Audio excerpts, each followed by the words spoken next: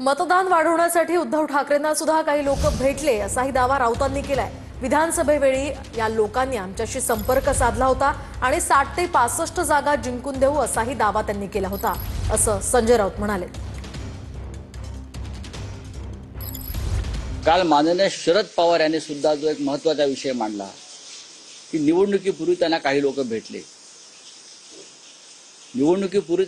भेटले, आणि 160 जागी विजय प्राप्त करून देतो, विशिष्ट रक्कम द्या, ही त्यांच्याकडे मागणी केली। आता मी तुम्हाला काही पुढे जाऊन सांगतो, यापैकी काही लोक आम्हाला म्हणजे माननीय उद्धव ठाकरे यांनाही भेटलेले आहेत, आम्हालाही भेटलेले आहेत। आम्ही त्यांना सांगितलं की आमचा लोकशाहीवरती विश्वास आहे। उद्धवजी त्यांना म्हणाले, मी तेव्हा उपस्थित होतो, देशातलं वातावरण पाहता लोकसभा आम्ही 100% जिंकू, आणि ते खरोखर आम्ही महाराष्ट्रामध्ये ते यश प्राप्त केलं। पुन्हाच ते लोक विधानसभेला आले, तेव्हा आम्ही त्यांना सांगितलं की लोकसभेत आम्हाला प्रचंड यश प्राप्त झालेलं आहे, विधानसभेत आम्ही नक्की सत्तेवर येतो। तेव्हा त्या लोकांचं असं म्हणणं होतं की तुम्ही आम्हाला 60 ते 65 जागा ज्या अडचणीतल्या आहेत त्या सांगा। आम्हाला सांगितलं त्या आम्ही तुम्हाला विजयी करून देतो ईव्हीएमच्या माध्यमातून।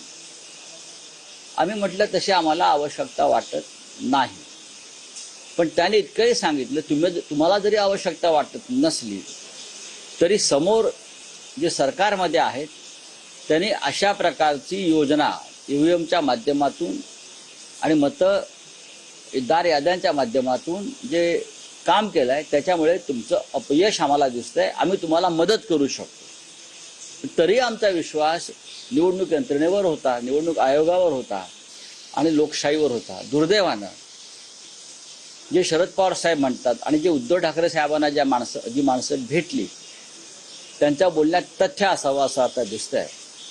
सलीम जावेदच्या स्टोरी चाललेल्या आहेत, अचानक या गोष्टी आठवण येत आहेत। माझा सवाल आहे, तुम्ही सगळे रिस्पॉन्सिबल अशा प्रकारचे नागरिक आहात, अशा प्रकारे जर तुमच्याकडे कोणी आलं, पोलीस कंप्लेंट का नाही केली? तुम्ही निवडणूक आयोगाला कंप्लेंट का नाही केली? तुम्ही व्हेरिफिकेशन का नाही केलं? की तुम्ही त्यांचा यूज करून बघितला, प्रयत्न करून बघितला का?